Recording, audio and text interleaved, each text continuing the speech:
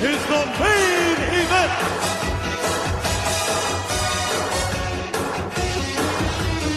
Hello, everyone, and welcome to the main event, Mark's podcast, where we're going all in. I'm your first co-host. I am Troy Adams, and you may know me from such films as You're Not My Real Mom, You Can't Tell Me What to Do. And joining me today is my other co-host. He is our walking wrestling encyclopedia, the WWE. The Road Warrior Buck to my balding Buck, he is Greg. What's up, Greg? What up? I assume you were on mute during my intro. No, wow. Come on, I got a Troy McClure reference in there. I liked it all. Hell yeah. And just so you know, I may have made a Jim Cornette-ism at the beginning here with the Bucks, but I am a big Young Bucks fan. Greg can attest to that. So I've thrown up over it, yeah.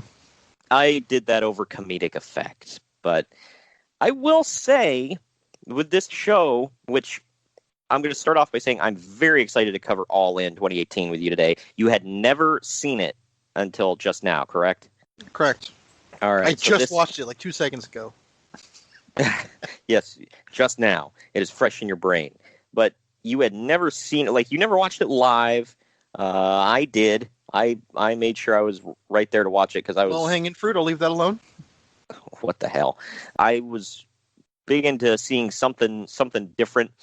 So I watched this, and I was into it at the time. Watching it back, I can tell you I had a much different reaction than I did watching it live. And I don't know about you, but that kind of goes with a lot of events. Like, at the time, when you watch it live, you feel different than if you watch it, like, down the road. Depends on the time frame for me, but yeah. Yeah, because I've noticed, like, especially with you, I've noticed you'll defend a lot of things live, and then, like, down the road, like, months later, you'll be like, yeah, it was kind of crap. Well, when things happen in that show that could have been better. Yeah. Nothing happens, it's like, okay, it was great. Yeah, right. First of all, I want to plug our social media. Check us out, Twitter and Instagram. We're at @main_event_marks.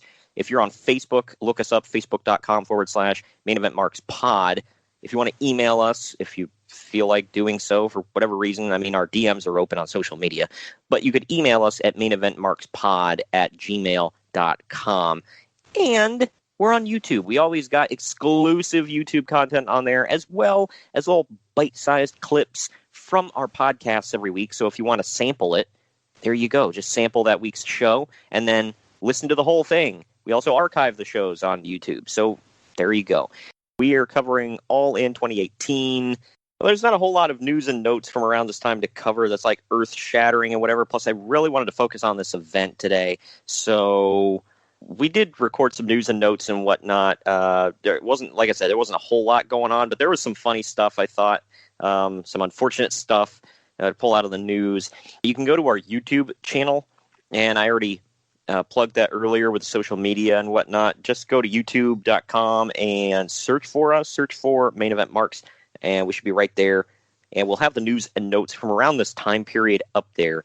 But right now, I definitely want to get into the show at hand right after we take this quick break. We'll return after these messages. Now, back to our program. All right, I think it's time to jump into the event, man. We are going all in on All In 2018. It took place Saturday, September 1st, 2018, from the Sears Center Arena, Hoffman Estates, Illinois. The tagline was, "The biggest independent wrestling show ever."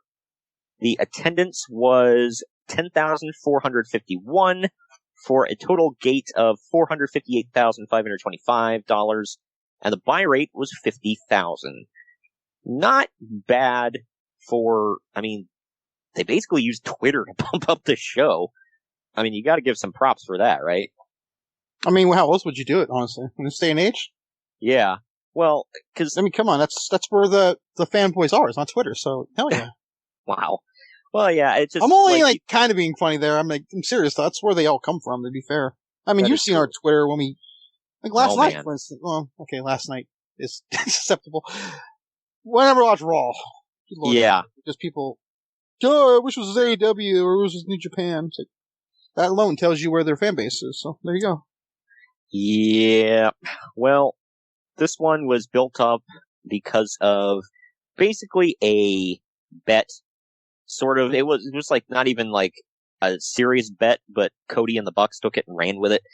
Dave Meltzer had said something about, well, they're stars, but they could never sell out a 10,000 seat building with, them on top and whatever. And they said, we'll take you up on that bet. And they put in their own money and all that. Well, kind of their own money. They did put in a lot of their own money. I'm not going to discount that. However, New Japan was part of the show. CMLL was part of the show. And Ring of Honor, I don't know if you knew this, Greg. Ring of Honor put up quite a bit of money for the show. Wow, what? Like 50 cents? No. They a few doubloons. They covered quite a bit of this show. Impact Wrestling was also a part of the show. I forgot about them, but I frequently forget about Impact Wrestling. Oh. Did Ring of Honor's money include giving royalties to WWE for the Macho Man use? Oh my gosh. I don't know. I assume that one's like... We got around it, pal, because Lanny's here. I think that has to be split somehow, because Pro Wrestling Tees has Macho Man t-shirts up for sale. And WWE would never allow that. So I'm just assuming that he's kind of like the Ultimate Warrior, where he owned his own intellectual property. So yeah, I would assume so. I mean, he used Macho Man in multiple companies, and he used that gimmick before WWE. So and I believe Macho Man loved the Black Machismo. So well, that's good to know. That was a great gimmick, and we'll get into the Black Machismo thing here. But I liked this show. I really did. I enjoyed it. How did you like it overall, or I did? Or no? Okay. Yeah, I mean, I liked it, but there are some things on the show that I'm going to be fair about, and I will use some Jim Cornette-isms, because, I mean, some of these things just leave themselves open for it. So, like that women's match, not to get ahead, but good lord. We opened the show with Cody and the Young Bucks coming out with their custom Chicago title belts. What is it with people nowadays and getting custom championships for whatever? Because Wildcat belts, pal. Is that what Broski uses? Yeah. So I'm I'm assuming that's what everybody uses, and he puts them over hard. HARD. Maybe if they had used them, he could have had a completed TNT title. Yeah, right. Well, my cousin got a custom Mario Kart championship belt. I kind of want that one, actually. Yeah, looks pretty cool. Man, I want your cousins. I'm coming for it. Yeah, well, I'll tell him to add you on Switch. Matt Jackson asks if anyone likes Pyro, and then they do a joke about not paying the Pyro guy, and then the Pyro finally blows, and then they say, every big show needs a legend cameo. Matt Jackson, ironically, shouts, what a rush. And Road Warrior Animal rides a motorcycle out to play to the crowd. I say ironically about Matt Jackson because Jim Cornette calls him Road Warrior Buck. They then get the Hot Topic and Pro Wrestling Tees people to come out and shoot t-shirt guns out into the crowd. So, nice plug for them. And then we go into the actual show here. We start off with SCU, Frankie Kazarian, and Scorpio Sky. They're taking on the Briscoes of Jay and Mark Briscoe, not Jack and Jerry. This match goes on for 12 and a half minutes. So, them boys, not them old guys. Got it. Holy crap. I mean, Jack's dead, so it's obviously not going to be him, but, them old dead guys. How about that? I'm not touching that. Frankie Kazarian is dressed like Rocky, and Scorpio Sky is dressed like Apollo Creed. I thought that was freaking sweet. Okay, I thought it would be funny if they'd have done it the other way around. Oh my gosh, that would have been too on point. Ironic purposes. I want to say Kazarian. Wow, I want to say Kazarian is Italian, so he's Italian. So he's got the tan for it. Hell yeah, he's got that Starcade main eventing tan right there. Dude, he's from Anaheim, so first of all, screw him. And second, he's clearly, a Southern California white boy. It's not even a question here. And he's also married to Tracy Brooks, so screw him for that, too. She does, but anyways. Wow.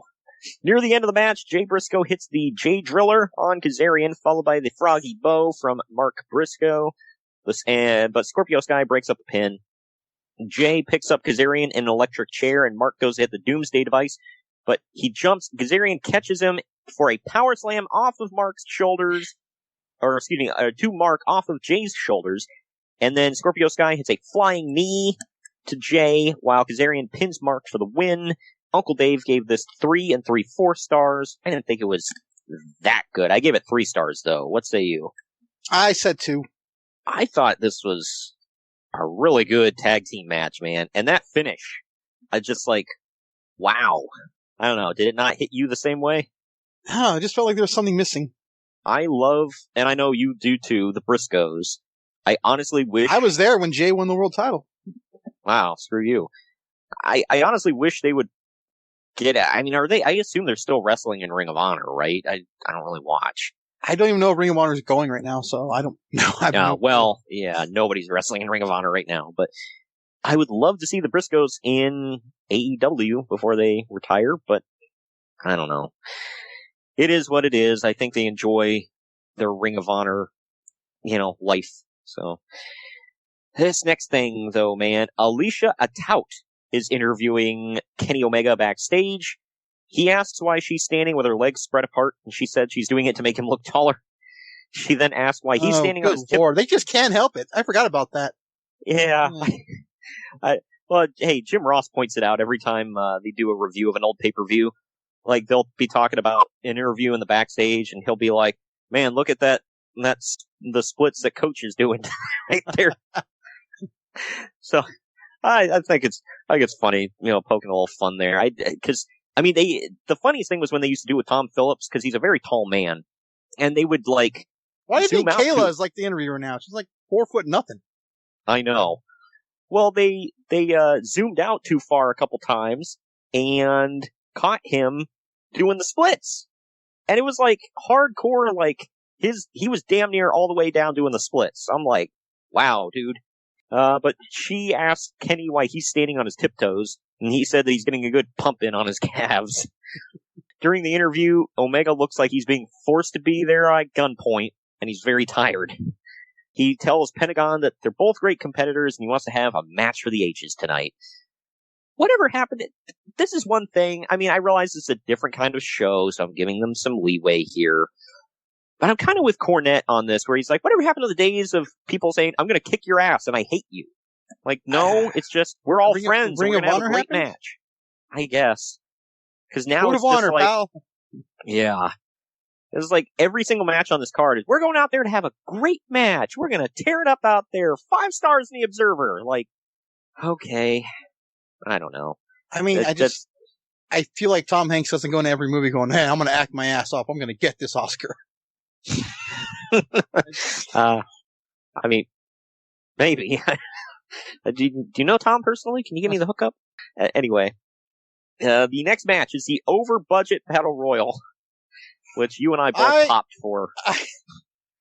I gotta say, the name, not the match. Name is the most perfect name ever.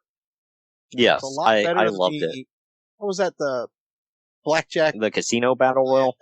A lot better than that crap. Yeah, I did not like the concept of that thing. I get what they were doing, A for effort, but... I give points for originality, I'll say that. I've never seen that before, but... Yeah, that's true. But I think there's a reason you've never seen that before. But this match went on for 17 minutes, 2 seconds. Dalton Castle's on commentary for this match, and he says that he's been eating cheesecake and hydrating all day for this. I don't know what the hell that means. I don't either, but I laughed my ass off. I'm like, what? So it's a cheat day and you're hydrating? I don't know. But either way, the actual match at hand here. Yeah, they fed him grapes. Outside of the ring, Bully Ray puts Chico El Luchador through a table, keeping him down. This is the point in the match where I went, who the hell is Chico El Luchador when I first watched this? The most lazy name in history, by the way. Yeah, but I legit thought there was something I was missing. I'm like, is he a big name in Japan, or not Japan, in Mexico or something? I don't know. And then, we'll get to it. But Moose fires up in the ring at one point until literally everyone takes him out and dumps him out onto the apron, allowing Marco Stunt to drop kick him out. The Stunt Stunted growth. Yep. Remember, they signed him over Jacob Butt too. Just always remember that. Yeah, well, I don't know if it was a choice between those two, but I get your point. I'm sure they could have had him. I would tend to agree with you, but he just re-upped his contract with MLW. Yeah, now, not back then, not when they signed Stunt. Yeah. The Best Friends do a lot of good double teaming, but as soon as they go to hug, Punishment Martinez dumps them both out, proving that they're stupid. I'm sorry, you just said the Best Friends double team someone. I'm sorry, I gotta pause for that. What the hell? Good lord, already getting gross. Hey, you said it! Punishment Martinez, by the way, is the current NXT North American champion, Damian Priest. So that's something I didn't know I wanted until it happened. Yeah, I mean, I'm here for it. I don't hate it. I wanted Velveteen Dream, of course, but I'll take it. Whoa, can't say that in public. Can't say it. Brian Cage had a great showing. Brian Cage has a great showing in this match. Go figure that Tommy Dreamer introduces a trash can and other garbage until Bully Ray eliminates him. Bully Ray tries to eliminate Marco Never Stunt. has the word garbage been more appropriate. Right. But anyway, the people who stop Bully Ray from trying to eliminate Marco Stunt are Billy and Austin Gunn. Oy. Jimmy Jacobs takes out Austin Gunn by grabbing his junk and then attempting to give him a pedigree while waving at the camera. What did you just say about they can't help it? Good lord. This was, by the way, after Jimmy Jacobs had just been fired from WWE for appearing in Being the Elite. Which, to your point you made at the time, he should have known better. But Billy, but at the same time too, it's like you ever watch the some like certain vlogs of certain people, they have friends on there. So you go either way. I did think it was if I were him, I would have avoided it like the plague, but firing him was a little like, really?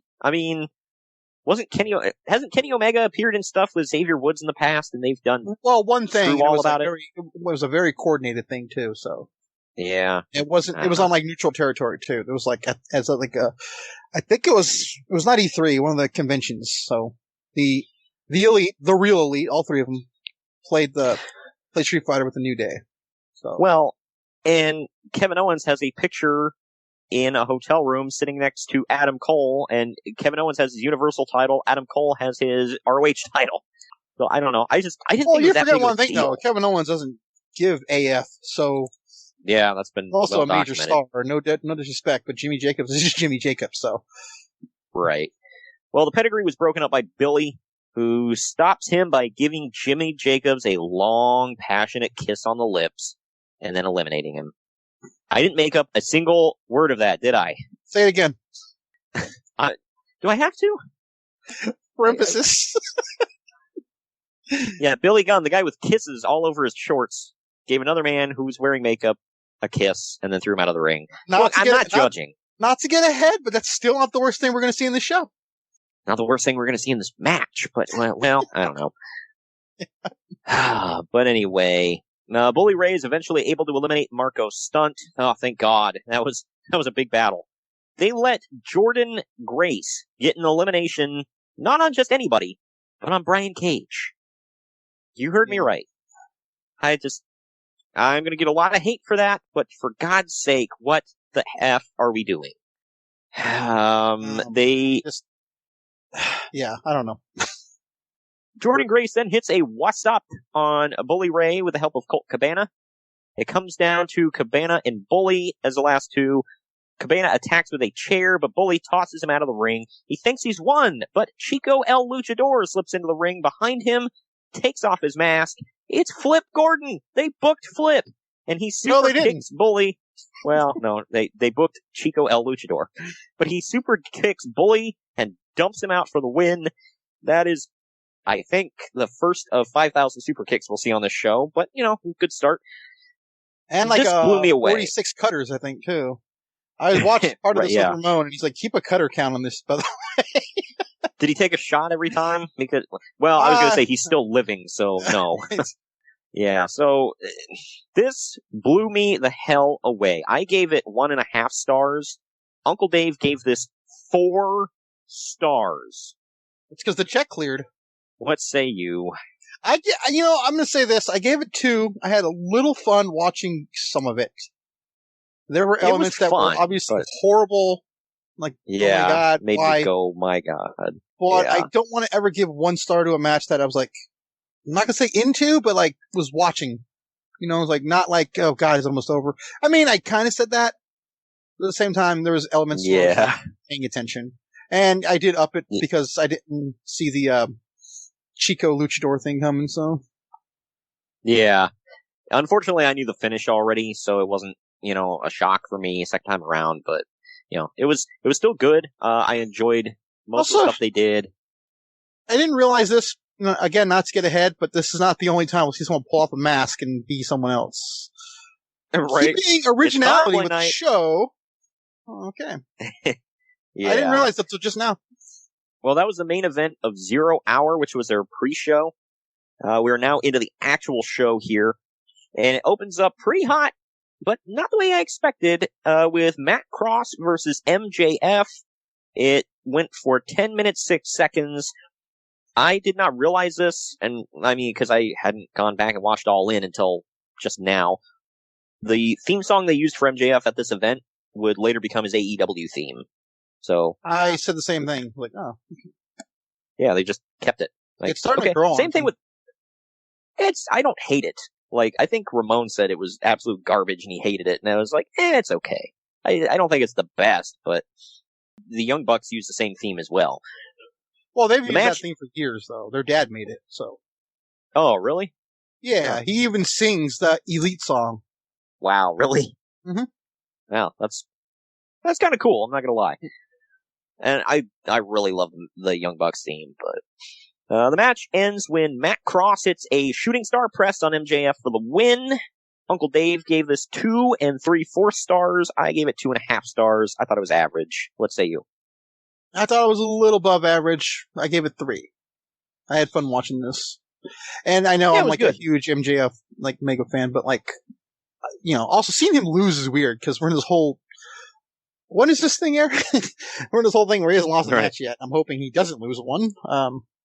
Yeah, right. And he's going for the AEW title here real soon. Well, at All Out, oddly enough. Yeah, so it was a little weird. I like looking back, I was like, wow, I forgot he lost. So I honestly didn't know who the hell the other guy was. I'm not gonna lie. M-Dog 20. He was. Do you remember that team, the Filth and the Fury, and Wrestling Society X? It was him and Teddy Hart. Okay, I might remember that part because I remember Teddy Hart. Yeah, they were.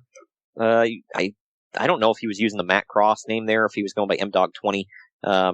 But yeah, and he was the one, he's famous for, he was on a season of Tough Enough, and he got eliminated, and people thought he was like going to be a favorite, and he got eliminated fairly quickly, and they said, well, you didn't really show us anything. He was like, oh, well, I didn't know you wanted us to start doing like, all the cool stuff now. And so he basically eliminated himself because he was stupid, and he was like holding back. Because, I mean, he is good. It just, he didn't act like it. So I will say this is probably, I mean, it's hard to argue, this is probably the biggest stage he's ever been on, was All In. And this was like twilight of his career, so I think. Speaking of twilight, so question, where is he now? Yeah, I don't, maybe I'm really Mexico? asking, I'm not like, where is he now? Like, I'm really asking, where is he now? I don't know. Maybe Mexico? I don't know. I think he did a lot of stuff in Mexico. Speaking of twilights of their career, though, man, Sean Mooney is backstage. All right, first of all, I got giddy for that. I'm not gonna lie. Hell yeah, and he's interviewing the NWA champion. Like, that's nuts. I mean, I realize it's not, like Harley Race or something, but still, it's the guy holding the Dome Globe belt. Not to get ahead, but like, and this is semi-spoiler, I'm just gonna say it now because it's in keeping with it. Seeing Earl Hebner hold that title up as like, to present it as the, I was like, that was weird, man. It was like super weird. I didn't even think about Mooney interviewing the NWA champion, but now I do. But yeah, it's just like, God, that looks so weird. For so long, he was on the other side. Yeah, 2 WWF mainstays. It's nuts. I wish Sean Mooney had a job in wrestling today. That's all I can say. From my understanding, he doesn't want one. Yeah. He quit his podcast, though. That was my next thing I was going to say. I didn't know that. Okay. But I was going to say he has a podcast, but. He did, yeah. It was Primetime Podcast with Sean Mooney. Yeah, he quit that. Yeah. Well, he quit that podcast I think right before the pandemic, and people were speculating he's going somewhere. I think I talked to you about it. I was like, well, maybe he'll go to AEW or MLW. I don't know. I assume he wouldn't quit that gig to go to MLW. That's kind of dumb, but I don't know. I don't know. I mean, if you notice, by the way, in this show, I forget which match, they mentioned MLW. It might have been the title match, was it? Not sure. I'll probably remember it but they do mention it by name. Yeah, but he interviews Nick Aldis backstage. Aldis says that the reason that all the fans are there and all the buzz is on All In is because of him and the NWA. I mean, typical heel promo, but I chuckled a little bit. The NWA in 2018 is what's drawing people, sure. How dare you, Greg? Put some respect on that name. Anyway. I'll lather it up. What? Nothing. I don't know. I don't want to know where you're going with that. That's why I stopped. Up next, we got Christopher Daniels versus Stephen Amell.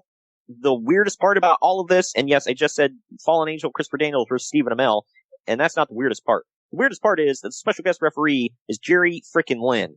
Good Lord, they put that over like wildfire. Oh man, that's probably a really bad term to use right now. God. They put that over big though, and Jerry Lynn's here, and then Callis is on the mic and saying, "Oh man, I've called millions of this guy's matches." Yeah, Jerry Lynn, man, like I thought it was kind of funny when they still announced him as the new effing show, Jerry Lynn. Was I the only one that laughed a little bit? I'm not gonna say I laughed, but I was like, I did say he's still new. Yeah, I don't know. I mean, I guess that's like the Heartbreak Kid, and he's like, borderline elderly at this point. And for that matter, the Young Bucks. Yeah. Or what, pushing 40? Yeah, that's what Cornette always says. He's like, when did they stop becoming the Young Bucks and become the middle-aged Bucks or the elderly Bucks? He's like, where does it stop? Fair, they don't make their name off of being young, though, so, Yeah, right. I just think it's just like an ironic name at this point. Yeah, it very much is. Shawn Michaels. There you go. Amell comes out to the Bullet Club theme, and they show John Mayer at ringside, which I thought was an odd celebrity cameo, but he was sitting there waiting on the world to change, My God. Amell did a... I'm not gonna lie, I used that line when we watched it, so... God. Amell did a coast-to-coast on Daniels at one point. Daniels awkwardly falls across a table outside of the ring later on. Did you notice that, where he just kind of lays himself on the table? I did. But I thought, if he would have sat there and took the move, I would have crapped all over it. But he moved, and Amell went through the table, so I went, okay, fine. He didn't lay there like an idiot. But Jerry Lynn pointed out that Amell was undefeated in wrestling, by the way. Hey, after one match, he is undefeated. Well, apparently he had 3. I didn't know that. They said on that. Oh, yeah. 3-0, but you and I were at his first one. Yes. Yep. Yeah. Ironically, go back in the archives. Ironically, he's facing, he's teamed with Cody and facing AEW guy and an NWA guy, technically, in that match. So it's kind of fun. Yeah, it's weird. Well, hey, if it's weird that we're covering 2 Stephen Amell matches in this podcast. Go back in the archives. We cover SummerSlam 2015. We were there. Jerry Lynn decides he's not going to count them out, and he grabs Daniels and throws him back in the ring. They nearly get into a fight, and they're about to fight because Jerry Lynn takes his shirt off, and that always means they're about to fight. Daniels finally gets the win. I couldn't tell if you were being serious or what. A little bit of both. But Christopher Daniels finally gets the win with the Uranagi into the best moonsault ever. After the match, the 2 men shake hands, and all is forgiven. Uncle Dave gave this 2 3/4 stars. I gave it 2.5 for average. However, Amell was better than he deserved to be, I think. He was no Pat McAfee, but no. Good Lord. What do you think of this match? I actually, first of all, I gotta say the best moonsault ever. He went for the moonsault. I think he hit him with his forehead and his forearms the first time. That was pretty ugly. I thought it was way better than it should have been. So, yeah. But I did say 2 stars because it was still cluster, but still, Amel doesn't look like one of those celebrities in there just to chill his stuff. So, gotta give him that. Right. Yeah, and he wasn't dressed like Arrow or anything during this match either, so that was refreshing, I guess. Next match, man, it is the women's... Doing the thing because he was with Stardust, so I kind of got that, but still stupid. But at least there was a reason there. Right. Up next, man, it is the women's 4-way match. It is Tessa Blanchard. I gotta go barf, sorry. Oh, come on. It was Tessa Blanchard versus Dr. Britt Baker DDS versus Chelsea Green versus Madison Rayne. Madison Rayne is back in Impact. First of all, I gotta say, before we even start, they say Britt Baker's a doctor, but really, she's just a dentist. Just gotta point that out. God almighty. Going down the list here, Madison Rayne is back in Impact. Chelsea Green is in NXT, or I think NXT. We don't know where she is, honestly. We haven't seen her in a while, so. Yeah. Is she still part of the Robert Stone brand, or what the hell is going on with that? She fired him and walked out on him, and that's the last time we saw her. This will be her, second recreation since being in NXT? How can you not figure out what to do with her? God dang it, pal. Look at her. She's so Canadian. God. Dr. Britt Baker. Me neither. Britt Baker's in AEW and injured, and Tessa Blanchard is jobless. Well, there's that. This match went for 12 minutes, 46 seconds. Yeah, if you want to call that a world championship, sure. Tenille Dashwood. Yeah. Tenille Dashwood and Mandy Leon are on commentary for this match. Okay. I think Mandy Leon's part of that, the ROH's version of the Beautiful People. I don't know what the hell I can't remember what they call it. Allure? Yeah, she was. Last time I heard. They formed at that show that Ramona and I went to at WrestleMania weekend. And we were like the Beautiful People? I feel like they didn't do much after, unless they did and I missed something. But again, I don't follow. They did some stuff, but yeah, they did some stuff. I think Angelina Love was, the top woman in the group again. I think, but I don't know. Baker comes out to Adam Cole's ROH theme, just in case you forgot they were dating. Chelsea Green is doing a dual personality gimmick where she's half normal and half her Psycho Bride gimmick. This was Zack Ryder must be weird, beside himself. He was Zack Ryder at the time, by the way. So yeah, Tessa Blanchard comes out and hugs her dad Tully and her stepdad Magnum TA. Yeah, her dad. My 2 dads. And I assume that's her little brother. I don't know. He was there with her fathers. I don't know. Above all this, I just want to see Magnum make Tully say I quit one more time, but guess it didn't happen. Baker did well out here. I thought, I don't know, I thought she did okay here, and then when she went to AEW, she started to suck, and then she got better. I don't know, but she did okay, but she was clearly the rookie of the group, out of element. They have to do the obligatory, everybody stand outside and wait to catch me spot for all the women. I effing just viscerally hate that spot. Chelsea had to get in her significant other's woo woo woo face wash in the corner, just in case you forgot they were dating. And then Britt Baker had to hit her. Whatever you do, make all kinds of WWE references, okay? You gotta get those in there. Well, not just WWE references. Make references to the guys you're dating. Please, because they're more well known than you. God. And then here you go. That part's not false.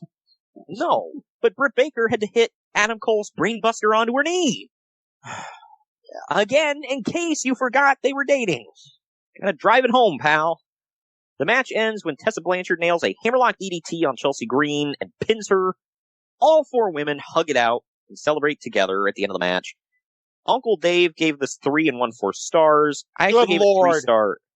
I gave it 3 stars. I thought it was a decent match. This match sucked, man. I'm sorry, I hated it. I thought all 4 women did pretty I'm going to say this right now. This is the only match I really hated, and I gave it 1 star. I just couldn't stand it. I went into this thinking I was going to hate it. I remember at the time I did not like it. Watching it back, I didn't think it was that bad, honestly. I've seen way, way worse since here. Yes, we have. So. And I'm not going to, I won't take that away from you, but in this day and age, this should have been 10 times better. I will say this though, man, my main note on here, I wrote it in all bold letters. Madison Rayne sucks. There's not She's one never redeeming quality about that woman. I don't care how good looking she is. She sucks. Well, man. I've always stood on that. I've always, from day one, thought she was absolutely horrible, yet they built her up in TNA to be this big breakout star. She was great. Oh my gosh, she's been the champion all these times. Why? Tell me why. And without using TNA, her looks. Bro. Gosh. That's all I can imagine. Yeah, I saw that. It's like, yes, she's gorgeous, but so what? There are a lot of gorgeous women on that roster, and they were not built up like that. She cut a decent promo. Decent. Not good, decent. She's not good in the ring. Honestly, I didn't like her promos because I felt like she yelled a lot. She was annoying, and she's not a great wrestler. I don't know if we're gonna get a lot of hate for that, because I don't know if people stan, Madison Rayne, but like, seriously. If you do, stop watching women's wrestling, because you're backing just a horrible wrestler. When I saw her in the Mae Young Classic, I went, oh gosh. My immediate thought was, okay, maybe someone taught her something.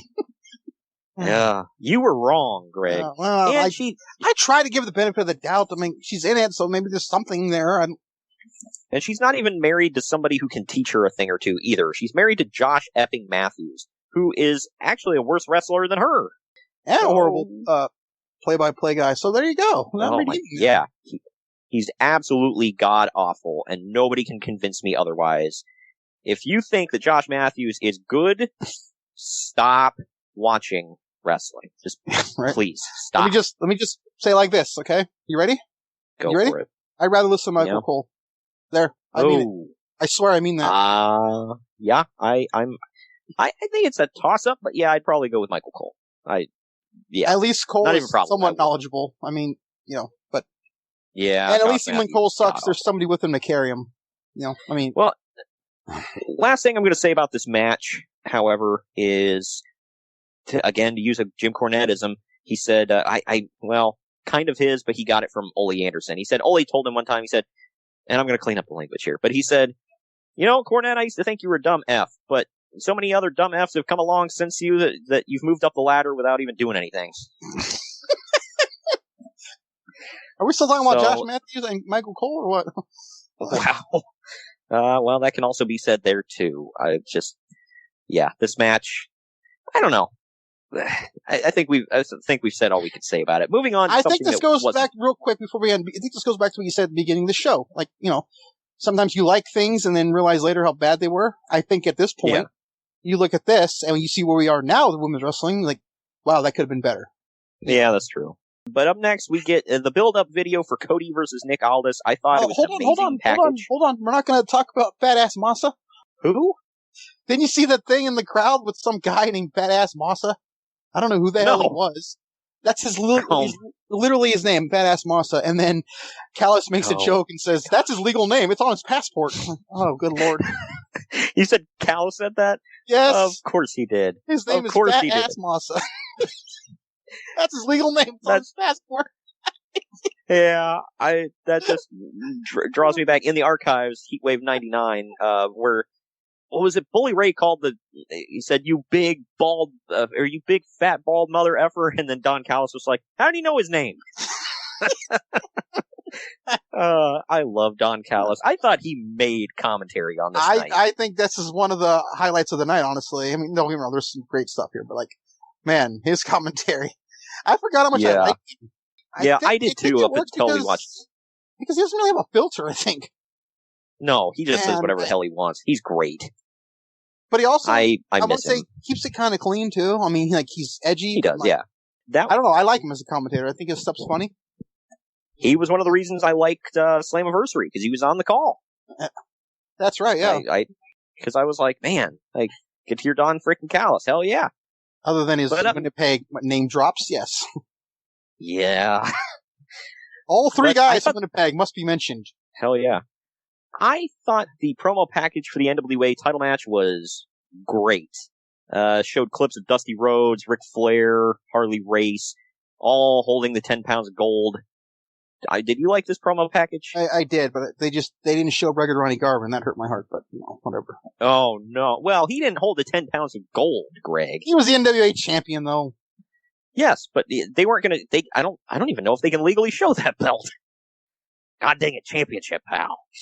Sorry, I said it for you. But this next match, man, it was Nick Aldis defending the NWA World Heavyweight Championship against Cody, pal, damn it. And the referee was Earl Hebner, as you had mentioned earlier. This went for 10 minutes, 15 seconds. This normally wouldn't be weird until I explain why I think it was weird in a minute. Brandy comes out onto the stage before anyone, and she dances around in a very revealing outfit. And, of course, she had to steal the spotlight right out the gate. But Cody comes out with... Brandy must shine. Hell yeah. But Cody comes out with DDP, Tommy Dreamer, Glacier, Pharaoh, and Brandy's family. So, that's not creepy. Like, it's just gross. But the crowd absolutely blows their crap for Cody. Yeah, and then here's my thing, too. First of all, I didn't know he was doing this whole entourage thing before AEW. Yeah, he's been doing it for a while. It is so the Nightmare stupid. Family. How dare you, pal? I get DDP, because, like Dusty Rhodes is, like, practically his father in wrestling. But, like, man, yeah. I think he's trying too hard to get his dad's name there. I mean, why can't you just be you, dude? That's my thing. Well, Tommy Dreamer said, hey, I guess he worked a lot with Dusty. I don't know when he would have. I think Dusty was in ECW for a while, so. Yeah, well, so that's with that. And Glacier, I guess, was one of Cody's trainers, I want to say. So that's why he was there. Random as hell. Because when I want someone to train me, man, I want Glacier. Well, hell yeah. And I'm saying Glacier, I can't remember the guy's real name. Is it Ray Lloyd? I think so. It's Ray something. Yeah, I think it's Ray Lloyd. But yeah, him. Okay, well, that explains the disaster kick now that I think about it. No, I'm being real. Yeah. Seriously, it does explain that. He did that move in WCW. It was like a basic move. Oh, seriously? So, yeah. Huh. I didn't know he was his trainer. Okay, that explains the disaster kick now. Okay. Yeah. So that's why Glacier is there. The having to bring the dog out, whatever. I guess the dog's over, pal. What's the dog's name again? Pharaoh. Yeah. I will say that is an amazing dog, man. It's like freaking gorgeous. It's a beautiful dog. I would never own a husky, though, because you want an overdramatic dog. By all means, get a freaking husky. People mock them all the time because they're just so dramatic. Whenever they go to the vet, you can hear them screaming through the whole clinic. Nick Aldis then comes out. He has Sam Shaw, Sean Daivari, and Jeff Jarrett in his corner. Oh my god! This is like Motley Crue right here. Yeah, I was about to say, it's like, well, what a hell of a motley crew they've got. Mother of God.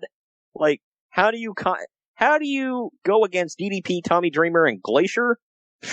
God dang it, man. Daivari, Dexter Loomis, and Double J. Okay, I'll give him Double J. I'll give him that. Yeah. But the other two? Former NWA champion. Man, when they put that over hard, man, nobody mattered to the NWA title more than Jarrett in the early 2000s. Shut up. Yeah, because he booked himself that way. Well, don't jump ahead of me to the end of this match, please. Oh, good lord. What? You really didn't see this coming, please. Yeah, I knew you were going with something. During the match, Aldis reminds everyone why he's an amazingly cocky heel. I've always been a huge mark for Aldis.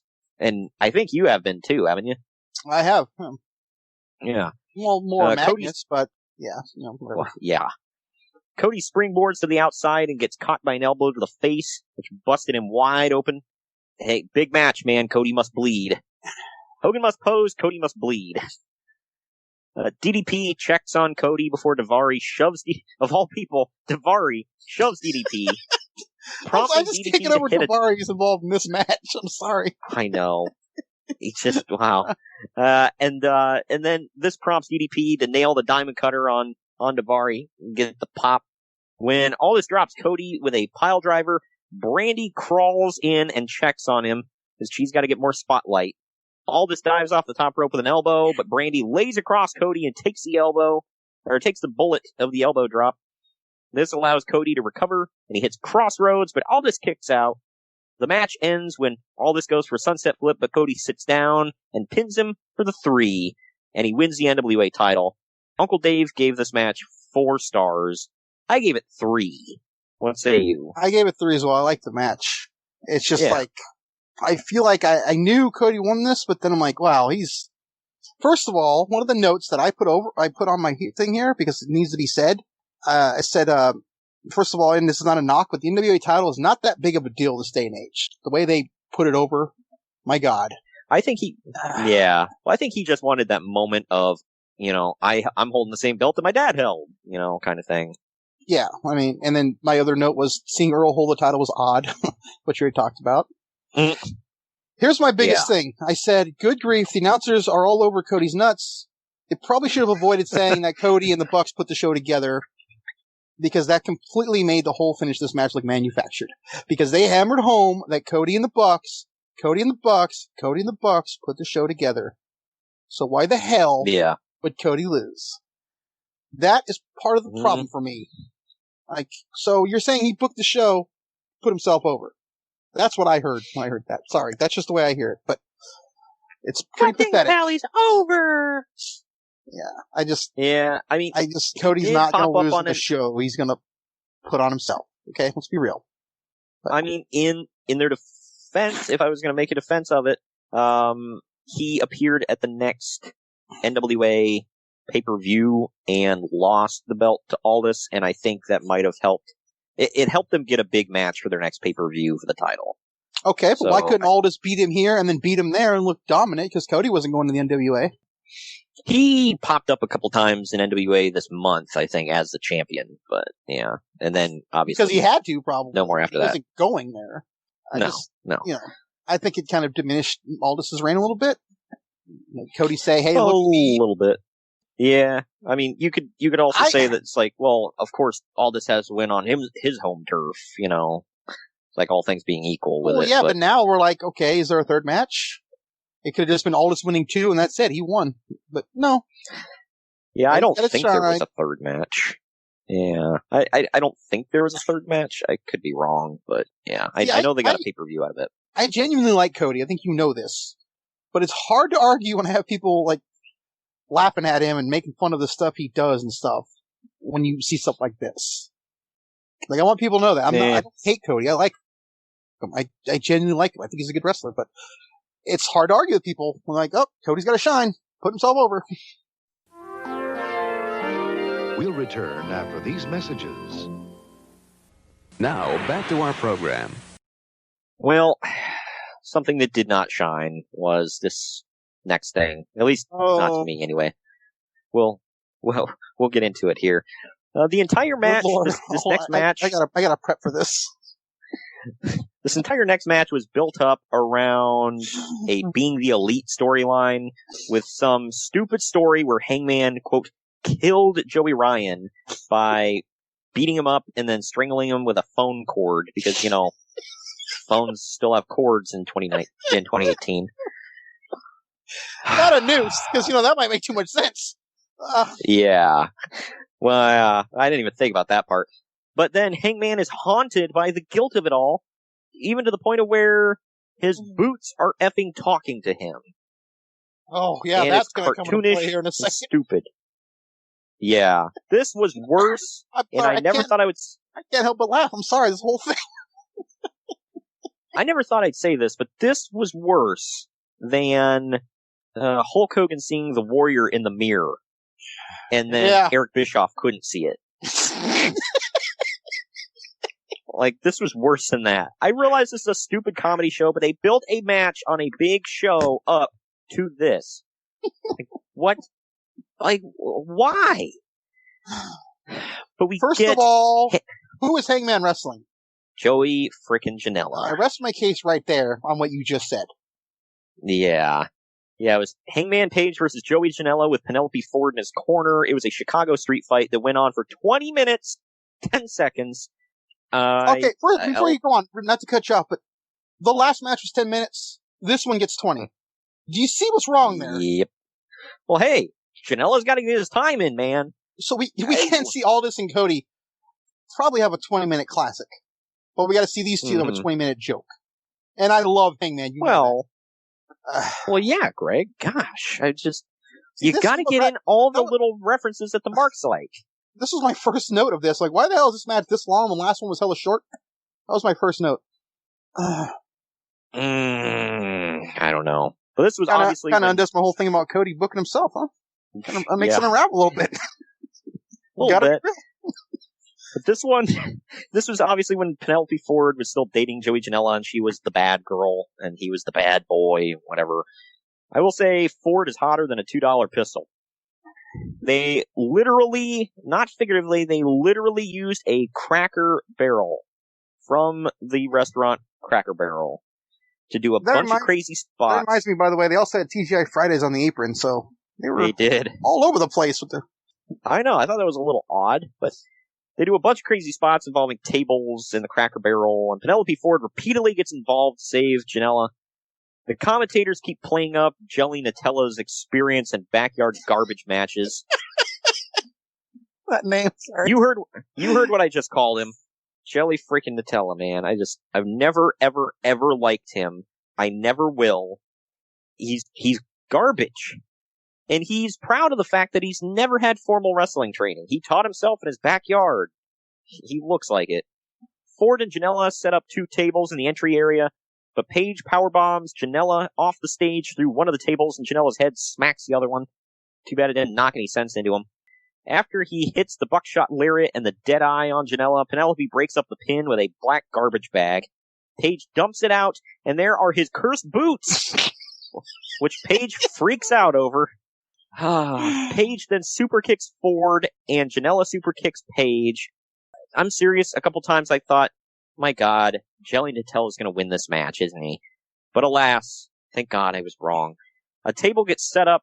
Both men climb a ladder. Page strangles Janela with a phone that he, quote, killed Joey Ryan with. Then he hits the dead eye off the table, off the ladder through the table. Uncle Dave, not shockingly, gave this 4 1/4 stars. I gave it 2.5 because it was a somewhat entertaining garbage match. What say you? I gave it 2. And are we going to skip over the man-on-woman violence in this match? Cody was okay with that? Did Paige actually hit her ever? He super kicked her, yeah. Oh, yeah, okay. I don't know why I didn't think about that, but yeah, he super kicked the crap out of her. I know! I feel like she went flying. Yeah. I know, people, he didn't really hit her. God, we're not that stupid, but just, whatever. I still maintain that she was hotter than a $2 pistol, though. But after the match, man, here's where the stuff really gets going. And this doesn't age well. Not that it should have been good then. Yeah, I was going to say, so it was good at the time. The lights go out after the match, and a clip is shown of the dead body of Joey Ryan. And then penis druids, who are a bunch of dudes in penis costumes, line the entryway. You're not making that up. Nope. If I'm lying, I'm flying, and my feet haven't left the ground. But they line the entryway so that Joey Ryan can come out to the biggest ovation of his entire career. 10,000 screaming looks, bro. Ryan does the stupid penis flip on Page, takes out his sucker, puts it in Page's mouth, and then super kicks him. And then the penis druids... Yeah. The end. The penis druids carry Page away as the crowd chants, "Rest in penis." I don't know whether to laugh or to cry. I don't know if Jim Cornette saw this, but I feel if he did, he would have had a coronary. Look, for the longest time, I've always thought it was Katie Vick. After seeing this, I had never seen it. This is probably the worst thing I've seen in wrestling history. The worst! Easily. This was just like, what the hell? If Joey came out and did the penis plex or whatever, what, it's stupid, but whatever, okay. But they had to do that. Rest in penis, Greg. Rest in penis. And what gets me is all these people are cheering this too. Like, this is like amazing. Yeah. Well, it's the greatest thing they ever seen, Greg. It's better than Raw. Yeah. A man flips another man with his junk. And then has junk druids carrying him out. Yeah. Junk druids. Oh my gosh. Oh. All right. Up next, getting away from this, it gets less stupid, but it's still kind of goofy. Backstage, Jay Lethal is walking, and he gets stopped by a random hand in his face. That hand then gives Lethal some Macho Man sunglasses and slaps him on the shoulder.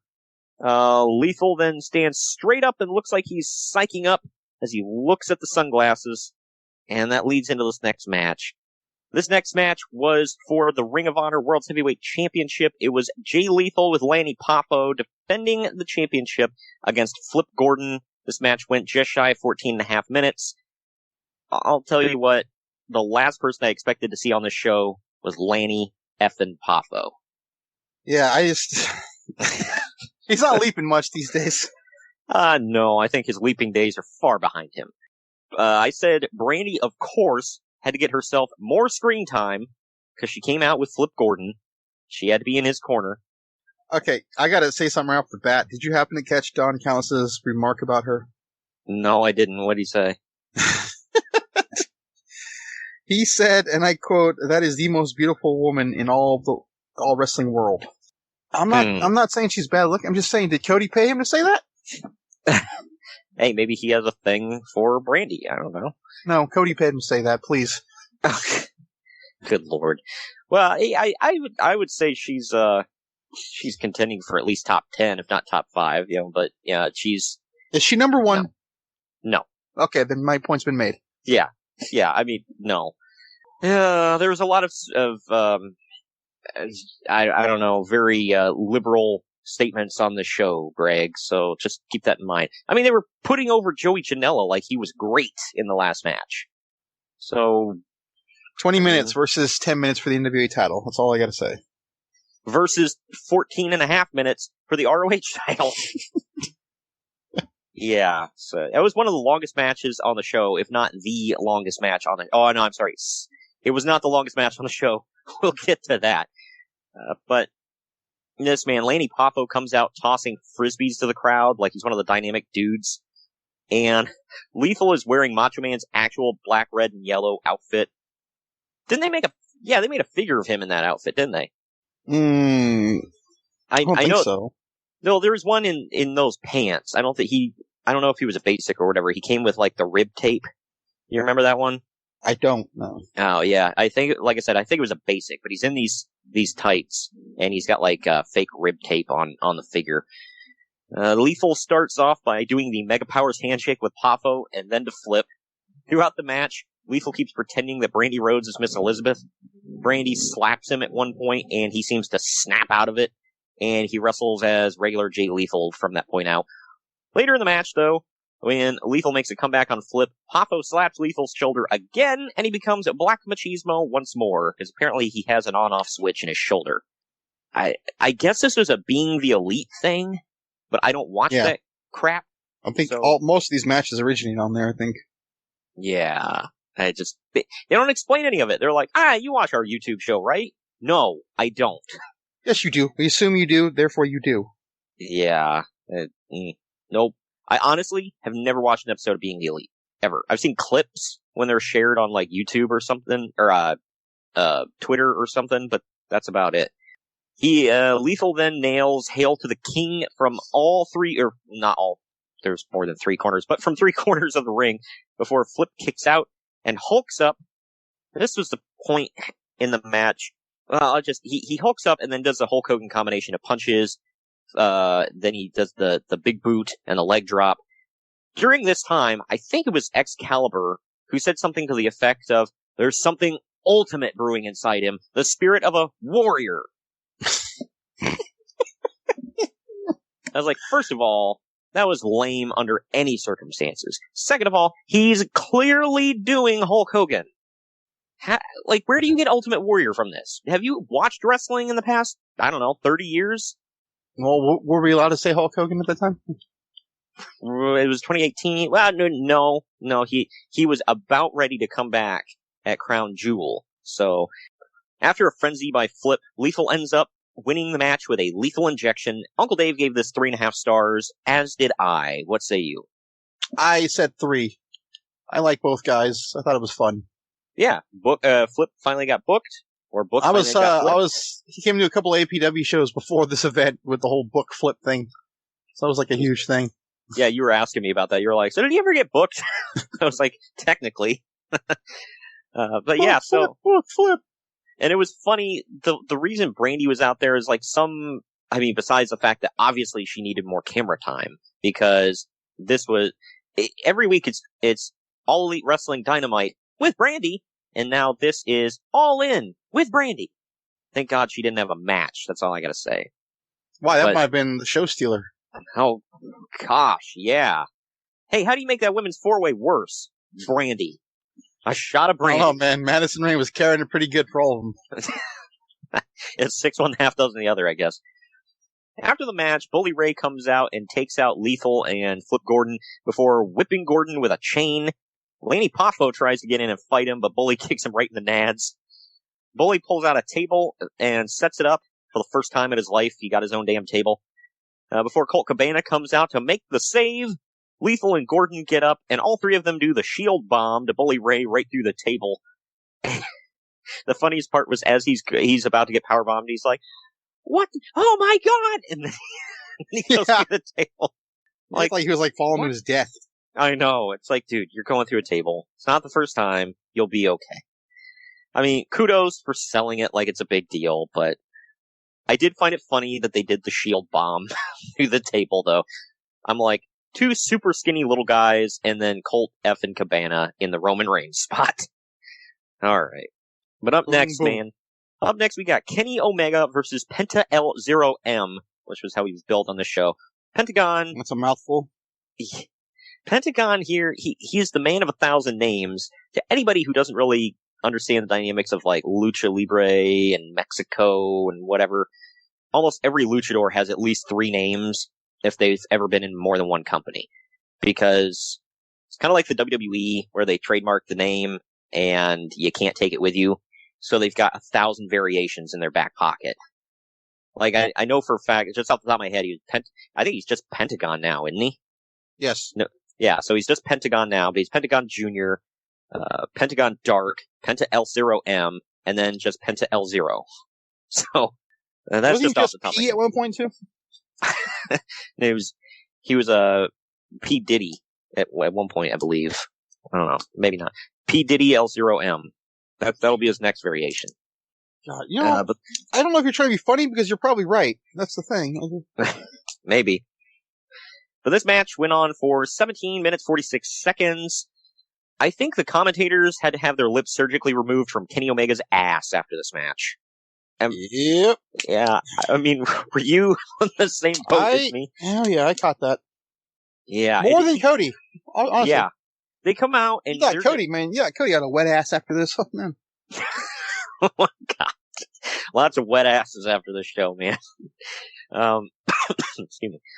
Yeah, Kenny just comes out like, I don't know if he wasn't allowed to have the IWGP title with him, if there was something where he couldn't get it on the plane. So that was one of my first notes. I'm like, where the hell's his title? Yeah, because they kept putting over that he's the IWGP World Heavyweight Champion. He's in the graphics holding the title. He comes out beltless. He they were in Chicago. Maybe someone stole it. Yeah. Well, I think somebody just stole one of his bags, period, because he comes out no entrance gear, no belt. He just kind of like walks to the ring like he's being, in a shotgun wedding or something. I'm like, do you even want to be here? Like, what is going on, dude? If this was the first time I'd seen Kenny Omega, I would have been like, wait, this guy's a star? Like, okay. But yeah, Don Callis, man. Like, Riccaboni and Excalibur were, doing their thing with it. But my God, Don Callis. I think it's the Canadian thing. He's the greatest wrestler to ever come out of Winnipeg. Oh my God, it's Kenny Omega, greatest wrestler on earth. Marr! Cartman getting eaten by global warming again. But anyway. I wasn't sure that was... Never mind, I'm going to leave that alone. I was saying, I did say though, in their defense, the crowd did blow their gasket for both men.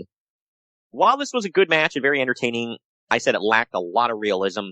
At one point, Pentagon nails Fear Factor on the apron, which was a package pile driver. And he does a double stomp inside the ring, and yet that's not enough for the finish. No. Dropping a man on his head on the hardest part of the ring and then literally jumping off the top rope and stomping on him. Not enough. He's tougher than that. God dang it. Omega even hits his own package pile driver, gets a 2 count, hits the 5,000th knee V trigger. Easy for me to say. Then Pentagon reverses the one-winged angel. They fight for a while longer before Omega finally wins with a one-winged angel. Uncle Dave gave this 4.5 stars. I gave it an even 4 for as much crap as I just talked about it. It was entertaining. What say you? I gave it 4 as well. I really loved it.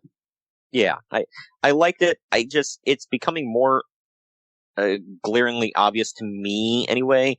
The more I watch Kenny Omega's matches, where I'm like, you just don't sell anything, do you? And you have to hit 5,000 huge moves in order to beat the guy. Like I said, not to go back on what I just said, that it is entertaining, and I am a fan of Kenny Omega. But it's like, can you just, sell? That'd be cool, right?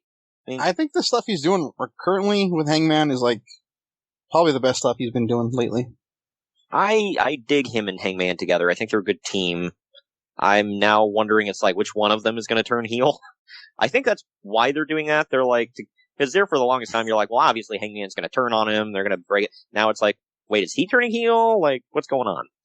But the lights go out in the arena after the match for 2 freaking minutes. Was it just me or were the lights off for ever? Yep. Yeah, then the lights finally come back on. There's someone get out here, please. Or what was he saying? Yeah, he was like, live well, TV, somebody didn't pay folks. their electric. Someone get out here, because I can't see a damn thing. I can feel you next to me. Yeah, God. Yeah, they were like, somebody didn't pay the electric bill. Come on, Cody. But the lights finally come back on. Cody? I don't think they said that, but they did say the thing about somebody didn't pay the electric bill. But the lights finally come back on, and someone who is clearly not Pentagon is dressed and painted up like Pentagon, laying on the mat. He gets up and lays waste to Kenny Omega. They're still pretending like this is Pentagon. He drops him with a code breaker, and then he takes off the Pentagon mask, and oh my gosh, it's Chris Jericho! He then nails another code breaker on Omega before grabbing the microphone, and I forgot about this part, because I was like, wasn't this after the Wrestle Kingdom match? But he grabs the mic and he says, Kenny Omega, I'll see you on the Jericho cruise. And then he exits through the crowd. I'm like, man, I forgot this angle was literally to build up a match on a boat. It was cool. Nice shilling for the event, too. Yo, right, yeah. You get pay-per-view time to plug your boat cruise. Doesn't get much better than that, eh? Yeah. And I say A because he's Canadian, but, whatever. I don't know, man. I thought it was a cool angle. I knew it was Jericho, but going back and look at, I knew after the fact, but going back and look at it, I probably would have called it because you can see it's clearly him. You looked at the guys, they zoomed in on his face, and you can tell it was him. I didn't know at first that it was Jericho. At first glance, when they first showed him, I was like, okay, it's Pentagon. Was it seriously? Did they seriously have a power outage? And when he stood up and you're looking at him, you're like, that's somebody else. I didn't know it was Jericho right off the bat, though. So, I don't know. I still thought it was well done. This was during the time when Jericho liked to dress up. And, he was in his cosplay phase, I guess. I don't know. But I don't know. I thought it was a good angle. I don't know about you. Yeah, it was good. Obviously I couldn't, it's not like I was waiting to see a match on a boat. I couldn't have, even if I wanted to, but... But we go from the penthouse to the outhouse as we see Marty Scurll walking backstage, and a hand pops out of nowhere, again, and wags a finger in his face. And then another hand pops out of nowhere, and also wags a finger in his face. Then you hear these cartoonish, weird voices talking, and I guess they're criticizing him about being too small and stuff. And he grabs the first finger, does his taunt like he's a librarian, and then he, quote, breaks the finger, and he does the same thing to the second one, and then he laughs really weird. What the F was this, Greg? They were, I think it was 2 16-year-old girls ratting on him. Oh my gosh. What the hell, man? That was not an answer I expected. That's just what I thought. I assume this was something... British ones, by the way, of consent. Gotta make that clear. Oh my gosh. I assume this was something to do with something on being the elite. I don't know. I was thoroughly confused. I was going to ask you, but okay. Take that away. I was watching live, and I went, what the F was that? And I watched it back 2 years later, still going, what the F was that? I've never been given an answer, so I don't know. They're inside jokes or jokes, angles, whatever. Sometimes get me. The only one that I ever laughed at. They're forcing you to watch Being the Elite, which I think is stupid, but I get it. Yeah. I guess it's smart. I don't particularly like it, but I think it's smart. Yeah. The only inside joke thing that I really laughed at from Being the Elite was the one they did after that local jobber was part of the Dark Order, and he was doing those, like, punches that are a mile away from Dustin Rhodes' head. Yeah. And then they show, like, Matt Jackson doing that to Christopher Daniels, and Daniels was selling it like he was being murdered. And, like, Jackson was, like, looking right into the camera the whole time, like, just giving it a death stare. But this next match, hell yeah. The next match was Kazuchika Okada versus Marty Scurll. The referee for this match was Tiger Hattori from New Japan Pro Wrestling. This was the longest match of the night at 26 minutes, 6 seconds. And I'm going to say this. I felt that time because I was like, good Lord, this match is still going. Yeah. We'll talk about the time here in a bit because there is some stuff to cover with it, but we'll get to it. It's pertinent to the end of the show. When Okada's music hits, the crowd blows the damn roof off the Sears Center. My God, that guy was over. Towards the end of the match... Yeah, was. He probably is not now, but... Well, I haven't watched New Japan in a while. I assume Trust me, he's still amazing. I mean, kind of figured that. But yeah, well, I'm saying he's over to this crowd. And... That guy's like God over there, man. I know. Well, that's why they call him the Rainmaker, because he literally makes them tons of money. So, good for him. I want his toy, by the way. I need that figure. Got it pre-ordered. Yeah, I hate you. Towards the end of the match, Marty reverses a Rainmaker attempt into a chicken wing, but Okada eventually breaks it with a backpack stunner. He sits there way too long, though, and Marty locks it back in. Okada breaks it with a pin attempt. The ref gets bumped, and Marty goes for the umbrella. He nails Okada with it, hits the Rainmaker on him, and then gets a near fall. But the match finally ends with multiple Rainmakers in a row from Okada for the pinfall victory. Uncle Dave gave this 4 1/4 stars. I gave it 3.5 stars. What say you? I was very close to giving it 5, but I just thought it dragged at the end. I said 4. I thought it was really good, but see, I'm the opposite. I thought that it got started so slow. Like the first 5+ minutes of the match, I was like, my God, do something. And then I felt it started to pick up, and then, yeah, it ended, and I was like, man, that was a very long Marty Scurll match. And I like Scurll, liked Scurll, whatever, and I like Okada, but man, it was a long-ass match, man. It's probably the longest match of Marty Scurll's career, definitely the biggest crowd of his career. Wait, was he in MSG? I don't remember off the top of my head. Yeah, okay, if he was at MSG, that was the biggest crowd of his career. If not, this definitely was. But yeah, I love this match. I just feel like at the end, I was like, wow, still going. Yeah, it was. It's as weird as that sounds, and I love Okada. I think he may be the best guy in New Japan. Yeah. Like, maybe even one of their top 3 in history. He's that good. Oh yeah, I would put him on the Mount Rushmore of New Japan for sure. But either way, yeah. So yeah, unfortunately, he's a lifer, I think, so he's never going to come here for one of these companies. But same with Tanahashi. And I mean, in their defense, they tried to get him. I mean, they got him into TNA, and Vince Russo used him as Okado. So Tanahashi also wrestled Styles on a pay-per-view. Yeah, I remember that. That's when he was the U25 champion? Is that still a thing? I didn't even know that was a thing. Yeah, no. It's like for any wrestler under 25. I'm like, look, that pool's got to be pretty small, so... In Japan, it's bigger because they start them off like real young. Oh yeah, but I mean, like, so. Are they constantly bringing 20-year-olds in there every day, or? Yeah, I don't know. It's probably like just a Young Lions.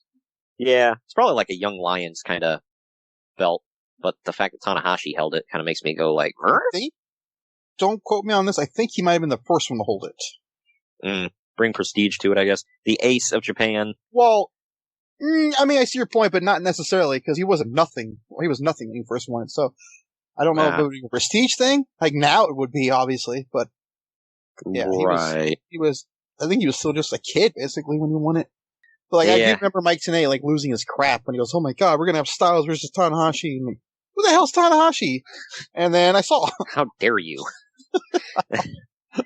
Damn it, Greg. You listen to the professor. When he pops a stiffy over someone, you know he's good. Hey, I don't know if you're joking, but you're not wrong. Go back in archives, by the way, Great American Bash 96. He is talking up this new kid, Rey Mysterio Jr., man. Like, he's like the second coming of, like, Mexican Jesus or something. And Mexican Jesus. Did he pay off? Oh, God. Well. But it paid off, though. He was right. So there you go. I mean, he wasn't wrong. Yeah. We'll return after these messages. Now, back to our program. We're finally on the main event of the night, man. It's the Golden Elite, Matt and Nick Jackson with Kota Ibushi. They're taking on Bandido, Fenix, and Rey Mysterio in a 6-man tag team match. It went for 11 minutes, 42 seconds. The guys are clearly rushing to get to the ring to start the match. Or, excuse me, the Golden Elite is clearly rushing to get to the match. I got a note on that after, but yeah. Rey must not have been ready or something, because his music plays for almost like a minute or two before he even pops up. I said the same thing. I'm like, what is he doing? Trying to, like, make a huge grand entrance and then come out of the damn stage? Is like, and it's broken. Cool? But, like, yeah, like, I was like, what the hell's going on? Like, are they just trying to get this song that I've never heard at that point? Are they trying to get that over or what? I don't know. No. Also, sorry, not to catch up, but also it goes back to what you just said. They're all rushing to get to the ring, except for Rey. Yeah, he was like, look, I take my time. But you know who the hell I am. Yeah. How much money did you pay me to be here? Yeah, go ask Conan. There's like 2 guys left in wrestling right now from that era, both on the show, that could get away with stuff like that because of who they are and what they've done. Yeah. Rey Mysterio and Le Champion. No, I was talking about Rey Mysterio and Don Callis. But oh, gosh. I'm going to smack the hell out of you. Well, Callis is the other Canadian, so. But Rey is dressed like Wolverine from X-Men. I know that popped you. And, you know, I got a stiffy over that. Yeah. Hey, he came out and I was like, holy crap, that's one of the best outfits he's ever wore. Gonna say this right now, I thought it was better than Gargano's Wolverine one. Oh, well, yeah, because he didn't get the mask or anything with it. I just meant overall, but yeah, that helps too. Well, yeah. There was a picture of him in the back. Brian Cage is a big Wolverine mark, so he had to pose with Rey, and he's holding up his Wolverine t-shirt. I thought that was pretty cool. This is a typical Lucha Libre Trios match, but I thought it was very good. Tons of cool spots for all 6 men. The match finally ends when the Young Bucks hit a Meltzer driver on Bandido and pin him for the 3. Okay. Uncle Dave gave it 4.5 stars. I gave it 3.5. What say you? Sorry, I gave it 2. Wow. There's a couple of reasons here. First off, the normal flippy stuff, I'm like, okay, I've seen it all before. One of my first notes for this match is like, why the hell is this the main event? We just had quite a few matches that could have easily been 5 stars. We didn't rate them that, but they were all damn good. Why is this the main event? I mean, because Young Bucks, bro, and Rey Mysterio. Well, I don't know. Maybe it's because they're like, well, we got Rey Mysterio, we got to put him in the main event. Okay, I guess I see the logic there, but no. Okay, Omega and Pentagon could have been the main event. Scurll and Okada could have been the main event. Flip and Lethal could have been the main event. Yeah, that was for the title. Cody and Aldis, honestly, as much as I crap on Cody, that, you know, and he did book it, but that was the NWA title. That probably should have been the main event. I think he didn't put it in the main event because of people bitching about it. Yeah, so the one time he listens to people is the time he shouldn't have. Yeah. I love Mysterio, obviously. I'm a huge fan. And, I don't know. It just felt like it was a basic cruiserweight match that should have opened the show to me. Sorry. I thought there was some cool stuff in it. I kind of agree with you that it shouldn't have closed the show. I can't believe Meltzer gave it 4.5 stars. Oh, well, I can tell you why right now. Another one of my notes. I want to say it was Excalibur. Well, that too. I want to say it was Excalibur. No. It was the other guy, the guy from Ring of Honor. Riccaboni. Yes. Rick a boner. God. They went for the Meltzer driver, and he says, "Dial him, Uncle Dave. Tell him we love him." Yeah. Yes. There you go. That adds a star and a half right there. One of my favorite parts of the match was they go for the Meltzer driver, and before, I want to say it's Nick that does the springboard. He's going for the springboard, but before he can, Fenix walks the ropes and punt kicks him in the face. I thought that was pretty cool. I did too. There was some really cool stuff in here. I love the stuff with I think it was a fireman's roll, and then the moonsault from the second rope, which went like lightning. It was so fast. Yeah. And, what's his name? Ibushi. It's still early. Sorry. Yeah, I mean it was all really good. I loved it. I didn't think it was show closing material, but no, it was definitely show opening, and I don't mean that as a knock. This is how you should kick off a show. Yeah, get it going hot. I had to take off a point though, because this is how it ended. I just felt like it was so damn rushed. Right. And not to jump to the end. My last note was, what the hell's up with the abrupt ending? You can still hear the announcer signing off as the final graphic is shown. Yeah, they don't even get a chance to celebrate. They're like, 1, 2, 3, win! Ding, and that ding. was another part of the note. I'm like, this was a huge show for them. They should have had a major celebration.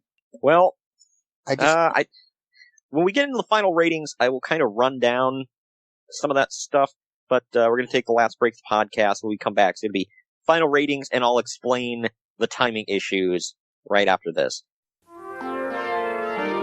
We'll return after these messages. Now, back to our program. All right. The final ratings of the show, according to IMDb, they gave it an 8.4 out of 10. CageMatch.net gave it an 8.72 out of 10. I gave it an even 8 out of 10. For an indie show, I was thoroughly entertained. What say you? I agree with you. I said 8. I just refuse to call this an indie show because there were so many guys that were well known.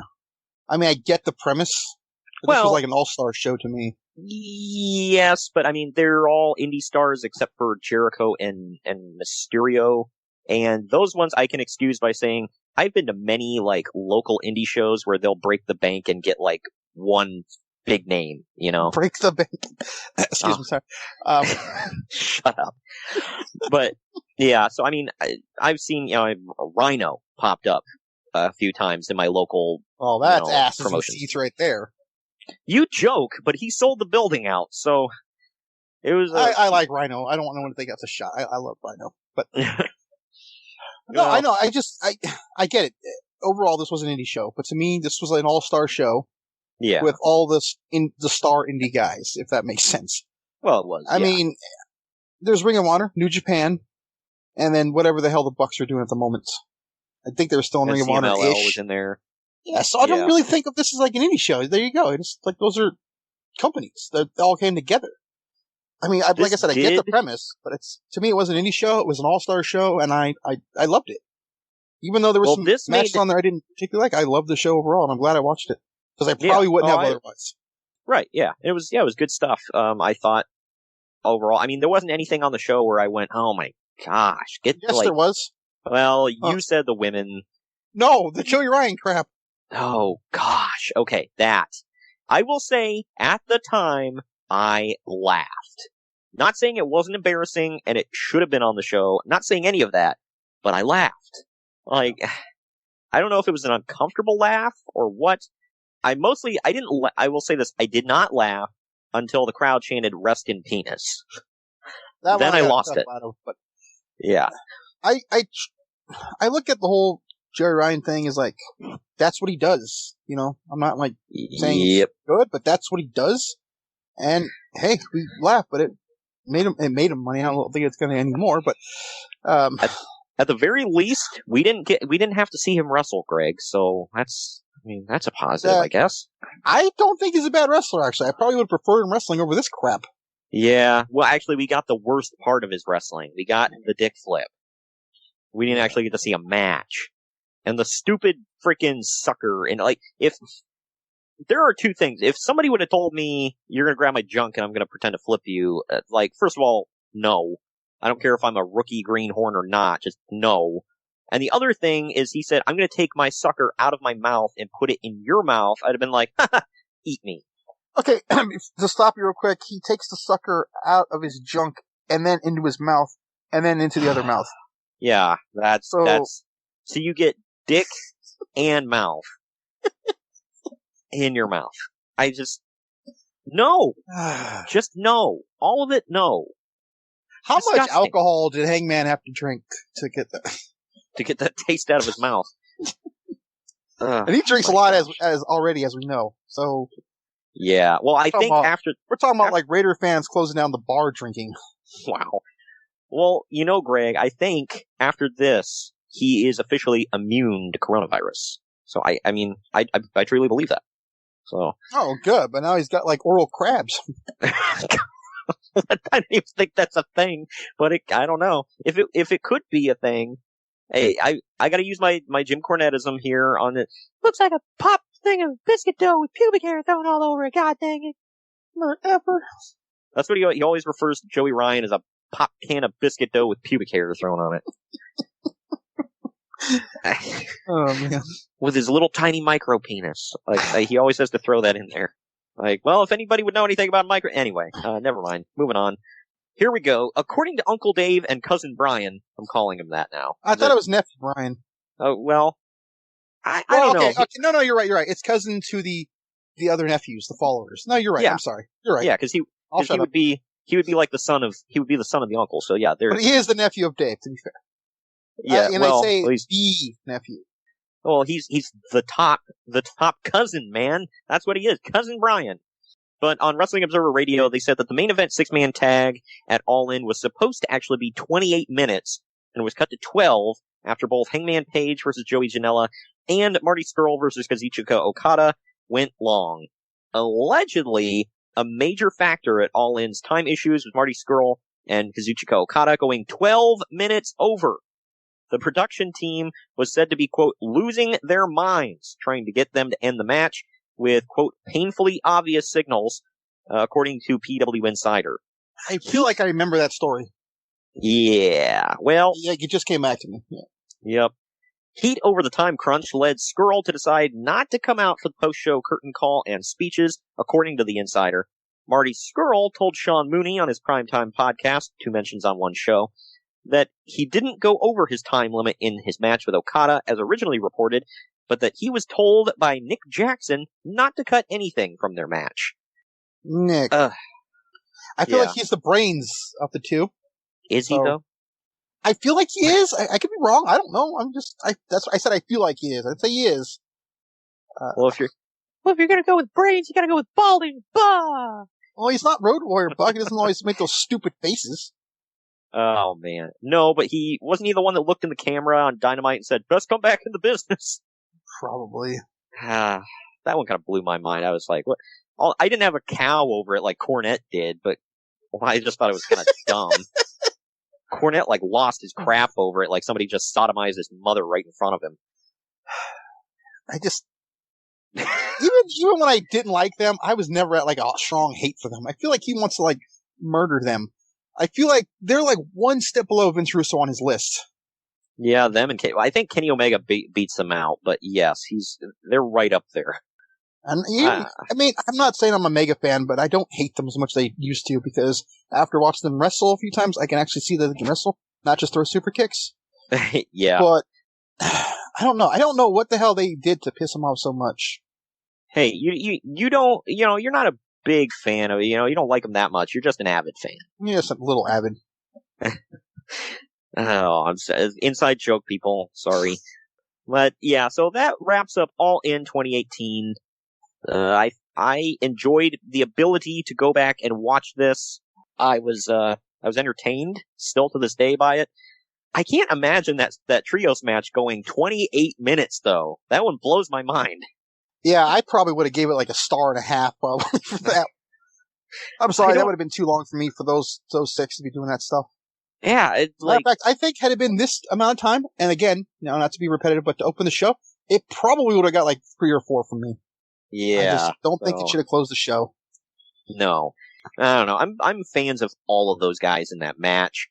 I was a little weird that, Kenny Omega and Pentagon were obviously preoccupied. Otherwise, they probably would have been in the match instead of Bandido and Kota Ibushi. But I think they had got Jericho in there with all of them too. That would have been cool. Yeah.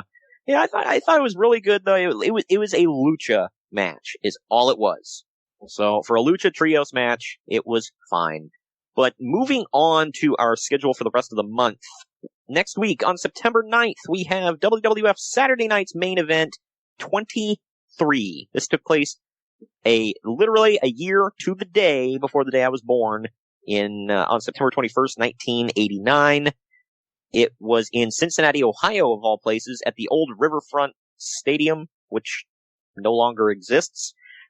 And we talked about this before. We don't need to go into the details just yet about it, but Saturday night's main event never closed with what should be the main event. They got that out there early. Bruce Pritchard said it was because you get your best stuff out there first because people tend to fall asleep early on back then. So, I don't know. Yeah. I kind of get it. But, it's a Saturday night. Wouldn't you want him staying up to watch Hulk Hogan later on in the show? I get his, what he's saying though, because like, if you put him on late and everyone's falling asleep, Yeah, I kind of get it. But this one had the Macho King versus Jimmy Snuka on it, and Hulk Hogan versus Ted DiBiase for the WWF title, and Zeus was in the corner of the $1 Million Man. Z Gangsta, Tiny Lister, Debo himself. I think we need to get that review going. No Holds Barred. It'll be a good companion piece for this. Just putting that out there. Yeah. I'll make sure to really dig for, to see if I can find that movie or not. It's on Hulu if you have Hulu. I do not. Oh, darn. I don't have Hulu. What am I going to do, Greg? But real question, by the way, real quick. Why is that not on the WWE Network? I feel like it would be a good thing to have on there. Because I think Paramount holds rights to it. But at the same time... No, I think it's Universal. Or no, it's not. That would be easy. No, it's New Line Cinema. New Line Cinema. Oh, okay. Well, either way, I don't know why they're not giving up the... Like, how much money could you possibly be making off of this movie in 2020? Give it up!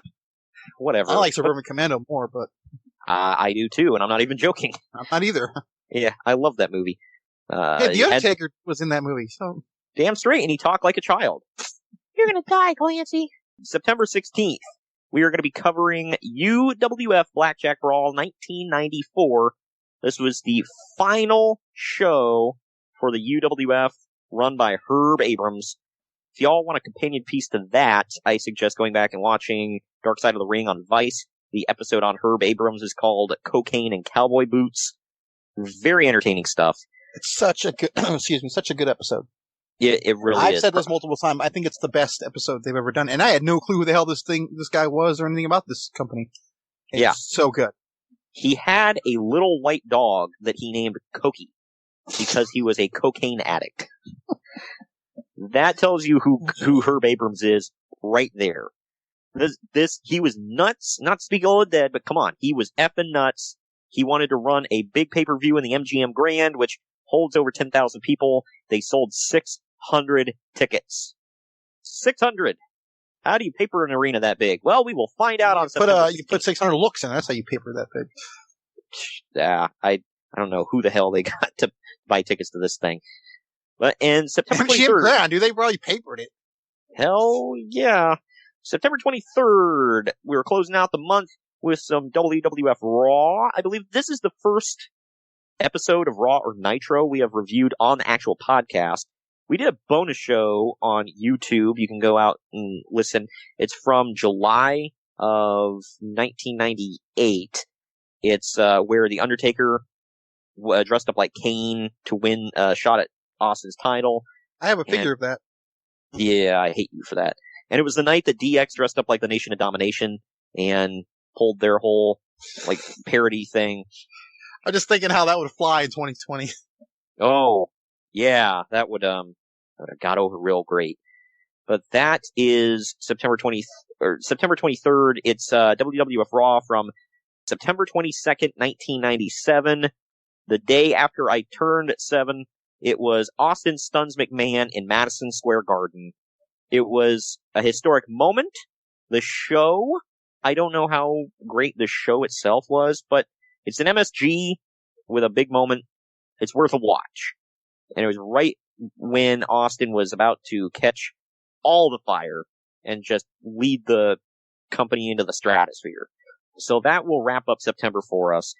Anything you have to say to close the podcast out? Yeah. The next one, that UWF one? Yeah. It's warning. I'm going to be completely out of it probably because this is going to be so horrible. Yeah, I don't think the show is very good. I think the show is headlined by Dr. Death and Sid Vicious. Good grief. So every match on the show, I believe, is for some form of a title. And I'm not joking. Like, they were in existence for like 3 years and they had like 10 belts. It's just absolutely insane. One of them is for the World Midgets Championship, by the way, and I can say that because that was the name of the belt. Yeah. Little people, pal. God dang it.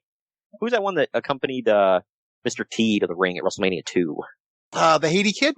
Yeah, Haiti Kid. God dang it, get the Haiti Kid in here, pal. Wait, is that who it was? No, he wasn't in the match, I don't think, but it's the only one I could think of. Get Tiger Lolo in here. The only little person wrestler I could really watch and have, well, two, are Hornswoggle and El Torito. Because I think they were actually decent in what they did. Oh yeah, they were good. And El Torito was so damn good, actually. Like, I'm not joking. El Torito was fantastic. He was so good that they made, instead of making a mini of a luchador, they made a, I don't want to say normal size, but full-grown, I guess, luchador out of his mini. So that's the first time in Mexican history that's ever been done. But yeah, so anyway, that is September, and it's going to be a good month, man. I can feel it in my bones. But we will come at you next week with WWF Saturday Night's Main Event 23.